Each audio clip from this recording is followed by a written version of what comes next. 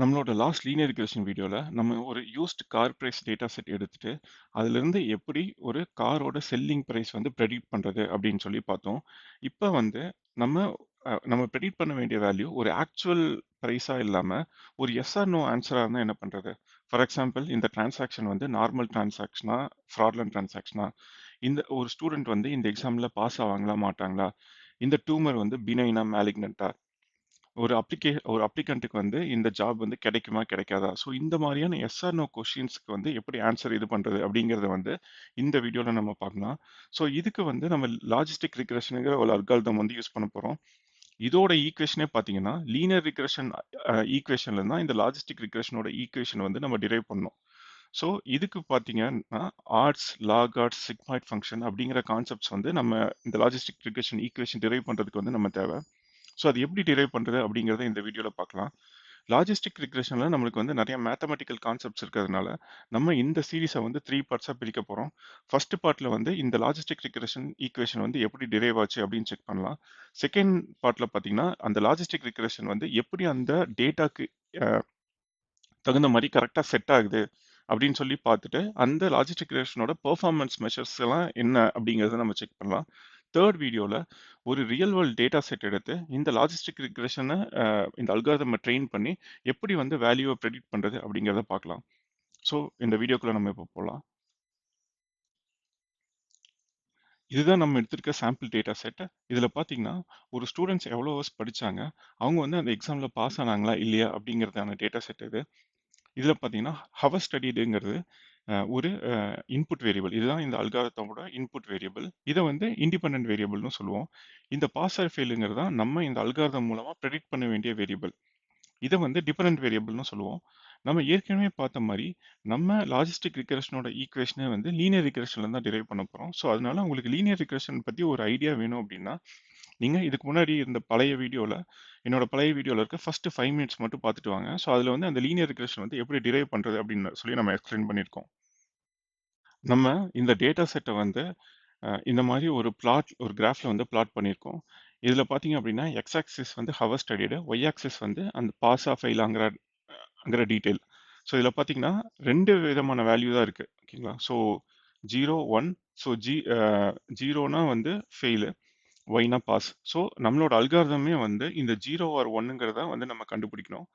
So first வந்து இந்த கிராஃப்ல வந்து நம்ம லீனியர் ரிக்ரெஷன் அல்காரிதமை வந்து பிளாட் பண்ணி அது எப்படி ஒர்க் ஆகுதுன்னு பார்க்கலாம். உங்களுக்கு தெரியும் லீனியர் ரிக்ரெஷன் வந்து ஒரு ஸ்ட்ரெயிட் லைனை ட்ரா பண்ணும். ஸோ நான் என்ன பண்ணியிருக்கேன் அப்படின்னா இந்த இந்த டேட்டா செட்டை வந்து லீனியர் ரிக்ரெஷனில் ட்ரெயின் பண்ணி ஒரு ஒரு லைன் வந்து ட்ரா பண்ணியிருக்கேன். ஸோ உங்களுக்கு தெரியும் இதை இந்த இந்த பிளாட்டை பார்த்தீங்கனாலே தெரியும் இந்த லைன் வந்து இந்த டேட்டாவை வந்து கரெக்டாக ரெப்ரசன்ட் பண்ணல. ஏன்னா நிறைய வேல்யூஸ் வந்து இந்த லைனுக்கு ரொம்ப தள்ளி இருக்கு, அடாப்ட் ஆன மாதிரி இல்லை. ஓகேங்களா? ஸோ இது ஒரு பாயிண்ட். செகண்ட் பாயிண்ட் என்ன அப்படின்னா லீனியர் ரிக்ரெஷன் வந்து it can go up to positive infinity. நம்மளோட டேட்டா வேல்யூ இன்க்ரீஸ் ஆக பாசிட்டிவ் வேல்யூ வந்து இன்க்ரீஸ் ஆகிக்கிட்டே இருக்கும். அதே மாதிரி நெகட்டிவ்ல பார்த்தீங்கன்னா it can go up to negative infinity. இந்த டேட்டா செட்ல பார்த்தீங்கன்னா ஹவர் ஸ்டடிட் வந்து நெகட்டிவாக இருக்கிறதுக்கு சான்ஸ் இல்லை. பட் இன்னும் இனி வேற ரியல் வேர்ல்ட் டேட்டா செட்ல பார்த்தீங்கன்னா இந்த லைன் வந்து நெகட்டிவாக போகிறக்கும் வாய்ப்பு இருக்கு. ஸோ அதனால லீனியர் ரிக்ரெஷன் வந்து எப்பவுமே பார்த்தீங்கன்னா பாசிட்டிவ் இன்ஃபினிட்டிலேருந்து நெகட்டிவ் இன்ஃபினிட்டி வரைக்கும் போகும். ஆனால் நம்மளோட லாஜிஸ்டிக் ரிக்ரெஷனில் வந்து நம்ம வந்து 0 ஆர் 1க்குள்ள இருக்க வேல்யூ மட்டும்தான் நம்ம கண்டுபிடிக்கணும். ஓகேங்களா? ஸோ அந்த இது. இன்னொன்று பார்த்தீங்கன்னா தேர்ட் வந்து லீனியர் ரிக்ரெஷன் வந்து அதாவது ஒரு அவுட்லேயருக்கு வந்து ஈக்குவலாக ஈஸியாக அடாப்ட் ஆகும். ஃபார் எக்ஸாம்பிள் வந்து அவுட்லேயர்னா என்னன்னா ஒரு எக்ஸ்ட்ரீம் வேல்யூஸ். இப்போ வந்து நம்மளோட டேட்டா செட்டில் வந்து ஹவர் ஸ்டடிட் வந்து அப் டு 7 தான் இருக்கு. இப்போ ஹவர் ஸ்டடிட் வந்து 16 இருந்ததுன்னு வைங்களேன், அது வந்து இந்த கிராஃபில் ரொம்ப ரைட் சைடு இருக்கும்.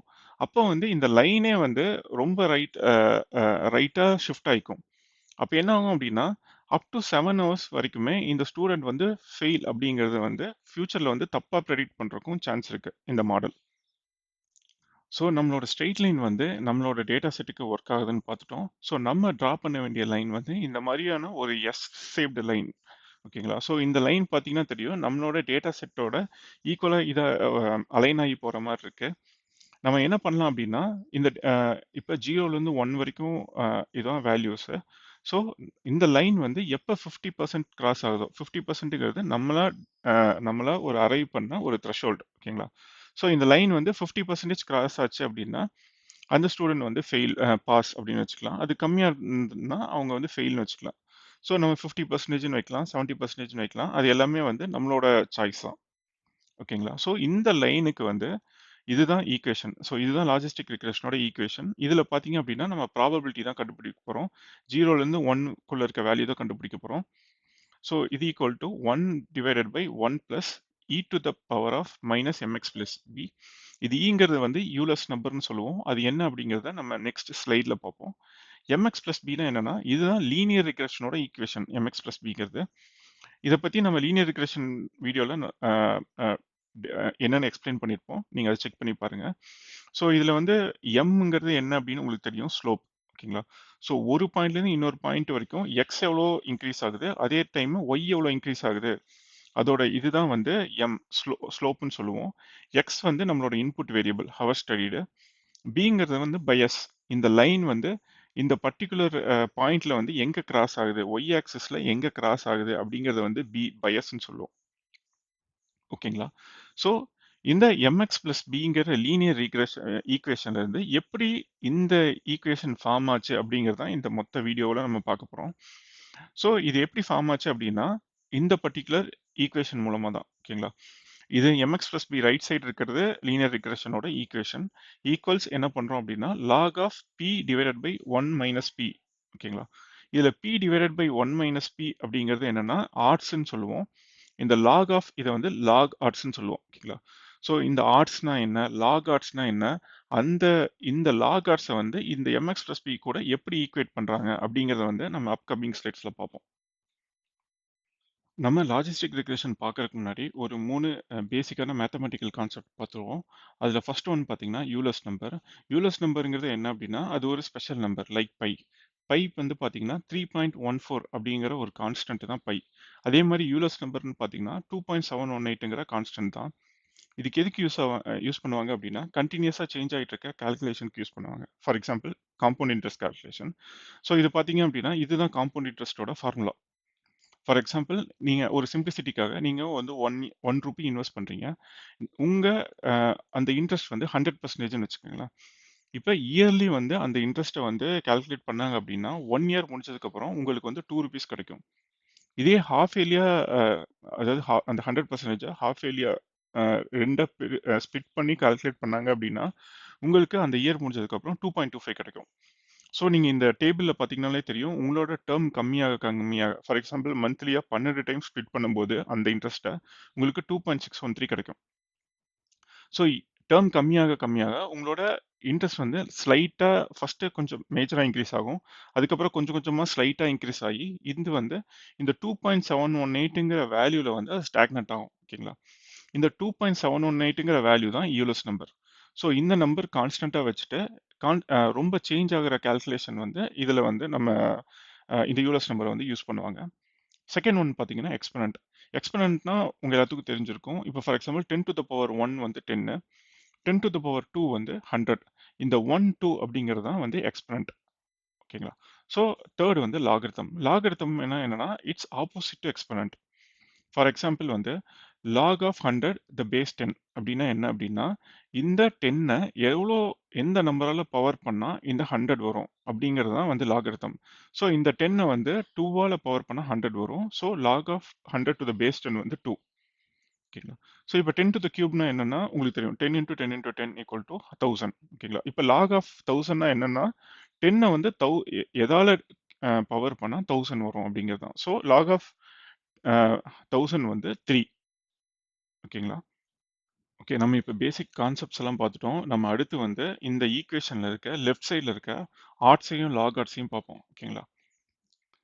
ஓகே. இந்த ஃபர்ஸ்ட் ஆர்ட்ஸ் பார்க்கறதுக்கு முன்னாடி ஃபர்ஸ்ட் வந்து ப்ராபபிலிட்டினா என்னன்னு நம்மளுக்கு எல்லாத்துக்கும் தெரியும். ப்ராபபிலிட்டினா என்னன்னா, ஃபார் எக்ஸாம்பிள் ஒரு டீம் வந்து ஒரு டோர்னமெண்ட்ல விளையாடுறாங்க. அவங்க வந்து அவங்களோட வின்னிங் ப்ராபபிலிட்டி என்ன அப்படின்னா, total number of wins by the team divided by அவங்க எவ்வளோ மேட்ச் ப்ளே பண்ணியிருக்காங்க அப்படிங்கிறது தான் ப்ராபபிலிட்டி ஆஃப் வின்னிங். ஓகேங்களா? ஸோ இதே ஆட்ஸ்னா என்னன்னா, total number of wins divided by total number of losses. இப்போ ஃபார் எக்ஸாம்பிள் ஒரு டீம் வந்து 10 மேட்சஸ் விளையாண்டுருக்காங்க. அதில் 7 மேட்ச் ஜெயிச்சிருக்காங்க அப்படின்னா அவங்களோட வின்னிங் ப்ராபபிலிட்டி வந்து 7 டிவைடட் பை 10 ஈக்குவல் டு 0.7. ஓகேங்களா? ஸோ இதுதான் ப்ராபபிலிட்டி. உங்களுக்கு தெரியும் ப்ராபபிலிட்டினா வந்து 0லேருந்து 1 வரைக்கும் தான் இருக்கும். ஓகேங்களா? ஏன்னா அந்த அந்த லார்ஜ் நம்பர் வந்து டினாமினேட்டரா இருக்கிறதுனால ப்ராபபிலிட்டி வந்து 0லேருந்து 1 வரைக்கும் தான் இருக்கும். இதே ஆர்ட்ஸ்னா பார்த்தீங்கன்னா total number of wins divided by total number of losses. ஓகேங்களா? ஸோ 7 மேட்ச் ஜெயிச்சிருக்காங்க, 3 மேட்ச் தோத்துருக்காங்க. ஸோ ஆர்ட்ஸ் வந்து 2.33. ஆர்ட்ஸ் வந்து 1க்கு மேலேயும் போகலாம். ஓகேங்களா? ஸோ இப்போ லாஸ் வந்து எப்படி கால்குலேட் பண்ணலாம் அப்படின்னா 1 மைனஸ் பி அப்படிங்கிற ஈக்குவேஷன் வச்சு கால்குலேட் பண்ணலாம். ஓகேங்களா? இப்போ இந்த எக்ஸாம்பிளில் பார்த்தீங்கன்னா பிங்கிறது வந்து 7/10. ஸோ 1 மைனஸ் 7/10 அப்படிங்கிறத வந்து இப்போ 1 வந்து 10/10 வச்சுக்கலாம். 10/10 மைனஸ் 7/10 வந்து 3/10. ஓகேங்களா? ஸோ லாஸை வந்து இந்த ஈக்குவேஷனால இது பண்ணலாம் 1 மைனஸ் பி.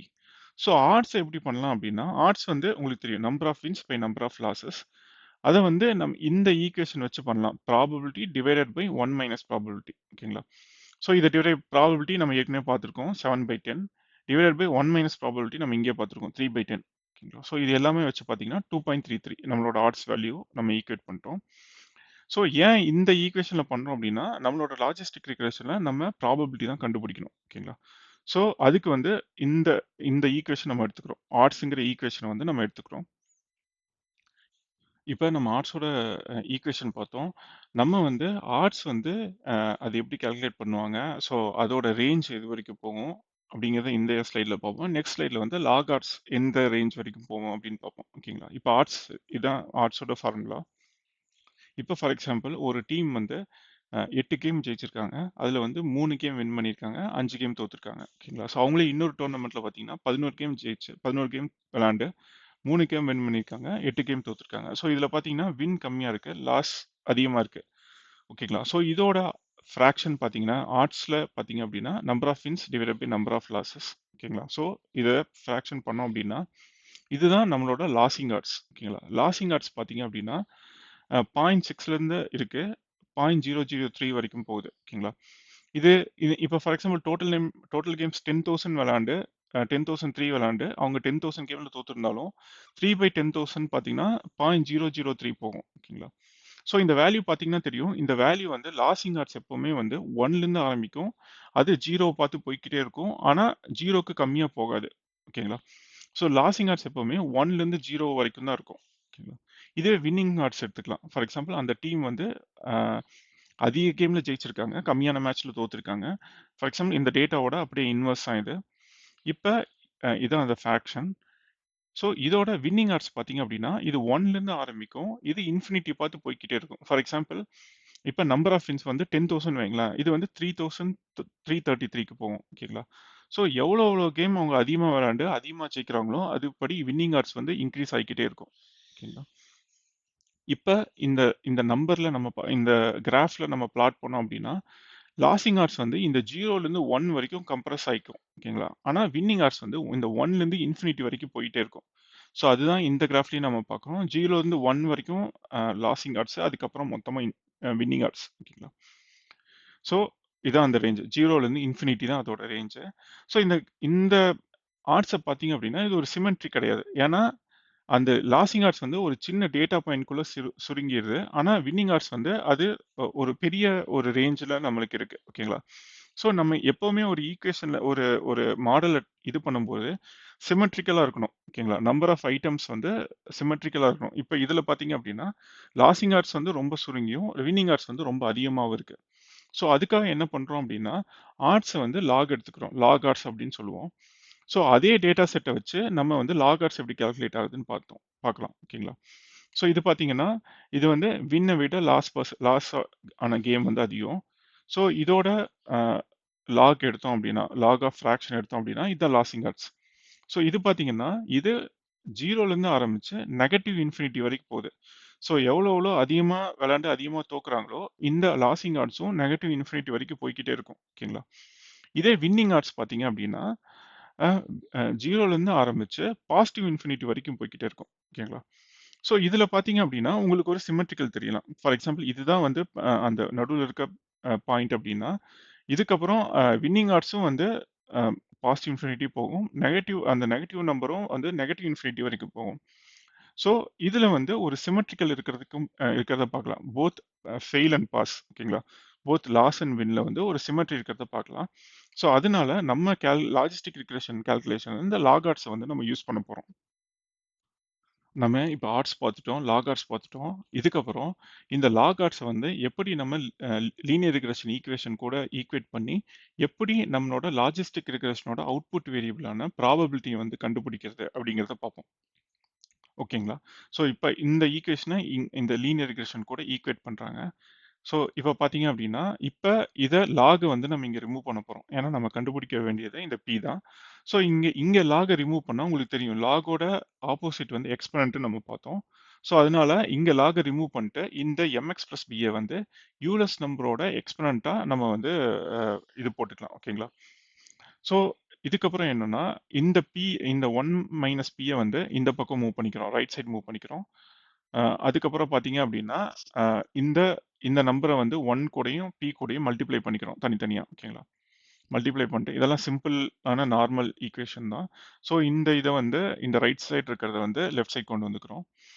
ஏன்னா நம்ம இந்த பி கண்டுபிடிக்கணும். ஸோ இதை வந்து இந்த பியை வந்து அஹ், இது வெளியே எடுத்து one plus e to the power of MX plus இது பண்ணிக்கிறோம். ஓகேங்களா?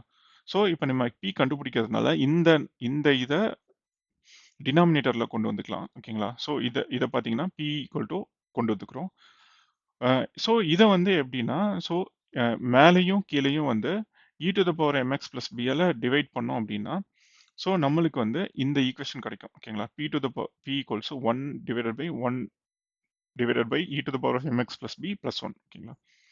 ஸோ அதை வந்து இந்த E to the power M X plus பியை வந்து நம்ம நியூமரேட்டருக்கு கொண்டு வந்தோம் அப்படின்னா, அதாவது கீழே இருக்கிறோட நியூமரேட்டர் கொண்டு வந்தோம் அப்படின்னா, இப்போ இந்த ஈக்குவேஷன் வரும். ஸோ இதுதான் நம்மளோட லாஜிஸ்டிக் ரெக்ரெஷனோட ஈக்குவேஷன். ஓகேங்களா? ஸோ இதை பேஸ் பண்ணி தான் நம்ம லீனியர் ரெக்ரெஷன் அந்த வேரியபிளை வச்சுட்டு, ஃபார் எக்ஸாம்பிள் இன்புட் வேரியபிளை வச்சுட்டு நம்ம வந்து ப்ராபபிலிட்டி கண்டுபிடிக்க போகிறோம். இது 0 ஆர் 1 அப்படிங்கிறத கண்டுபிடிக்க போகிறோம். இப்போ வந்து நம்ம எதனால வந்து இதை ஈக்குவேட் பண்றோம் அப்படிங்கிறத பார்க்கலாம். ஓகேங்களா? ஸோ இப்போ வந்து இந்த லாக் ஆஃப் ஆர்ட்ஸையும் இந்த எம்எக்ஸ் பிளஸ் பி ஈக்குவேட் பண்றோம். இப்போ வந்து இதுக்கு வந்து ஒரு ஆக்சுவல் ஒரு எக்ஸாம்பிள் வேல்யூ டிரைவ் பண்ணி ரெண்டுமே நிஜமாவே ஈக்குவலா அப்படிங்கிறத செக் பண்ணலாம். ஃபார் எக்ஸாம்பிள் இதில் பார்த்தீங்கன்னா எம் வந்து ஸ்லோப் வந்து நம்ம 2ன்னு வச்சுப்போம். எக்ஸ் இன்புட் வேரியபிள் வந்து 1.5ன்னு வச்சுப்போம். பயஸ் அது வந்து -1 வச்சுக்கோம். ஓகேங்களா? ஸோ இப்போ இந்த right side equation MX plus பியை ஒரு ஜி அப்படின்ற ஒரு வேரியபிளோட வச்சுட்டு ஈக்குவேட் பண்ணிட்டு நம்ம அந்த வேல்யூஸை வந்து இங்கே சப்ஸ்டியூட் பண்ணலாம். ஓகேங்களா? So m x b value substitute பண்ணோம் அப்படின்னா நம்மளுக்கு வந்து டூங்கிற அவுட்புட் வரும். ஓகேங்களா? ஸோ எம்எக்ஸ் பிளஸ் பியோட வேல்யூ அவுட்புட் என்ன அப்படின்னா 2. ஓகேங்களா? ஸோ இப்போ நம்ம ரைட் சைடு டிரைவ் பண்ணிட்டோம். லெஃப்ட் சைடு வந்து இப்போ டிரைவ் பண்ணுவோம். ஓகேங்களா? ஸோ லெஃப்ட் சைடு பார்க்கறதுக்கு முன்னாடி நம்மளுக்கு இந்த ப்ராபபிலிட்டி வேணும். ஓகேங்களா? இந்த பி வேல்யூ இருந்தால் தான் நம்ம லெஃப்ட் சைடு டிரைவ் பண்ண முடியும். ப்ராபபிலிட்டி வந்து நம்ம ஏற்கனவே கண்டுபிடிச்சு வச்சிருக்கோம். P equal to one divided by one plus e to the power of minus m x plus b. ஓகேங்களா? இந்த எம்எக்ஸ் பிளஸ் பியை வந்து ஏற்கனவே ஜீன்னு வச்சிருக்கோம். ஸோ அதனால E to the power of minus G. ஓகேங்களா? ஸோ இந்த ஜிக்கு பதிலாக நம்ம ஏற்கனவே கண்டுபிடிச்சி வச்சிருக்க இந்த டூவை வந்து போட்டோம் அப்படின்னா, ஸோ நம்மளுக்கு வந்து அவுட்புட் வேரியபிள் பார்த்தீங்கன்னா அப்படின்னா ப்ராபபிலிட்டி வந்து 0.8808 வருது. ஓகேங்களா?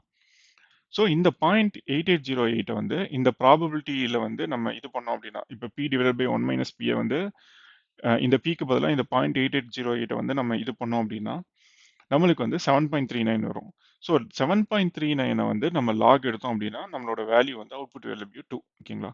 ஸோ உங்களுக்கு தெரிஞ்சிருக்கு இப்போ லாகோட வேல்யூவுமே லாகோட வேல்யூ 2, இந்த ரைட் சைடோட வேல்யூ 2. ஓகேங்களா? ஸோ அதனால தான் இந்த ரெண்டையும் நம்ம ஈக்குவேட் பண்ணுறோம். ஓகேங்களா? ஓகேங்க. ஸோ இதோட இந்த வீடியோ முடிஞ்சது. ஸோ நெக்ஸ்ட் வீடியோல வந்து நம்ம ஏற்கனவே பேசின மாரி, நம்ம எப்படி வந்து ஒரு பெர்ஃபார்மன்ஸ் மெஷர் பண்றது, லாஜிஸ்டிக் ரிக்ரெஷன்ல பெர்ஃபார்மன்ஸ் எப்படி மெஷர் பண்றது, அதே மாரி இந்த இருக்கிற டேட்டால இந்த லாஜிஸ்டிக் ரிக்ரெஷன் மாடல் வந்து எப்படி கரெக்ட்டா அடாப்ட் ஆகுது, அந்த எஸ் ஷேப்டு கர்வ் வந்து எப்படி கரெக்ட்டா அடாப்ட் ஆகுது அப்படிங்கிறத நெக்ஸ்ட் வீடியோல பார்ப்போம். இந்த வீடியோ புடிச்சிருந்ததுன்னா, லைக் பண்ணுங்க, கமெண்ட் பண்ணுங்க, சப்ஸ்கிரைப் பண்ணுங்க. Thanks for all your support.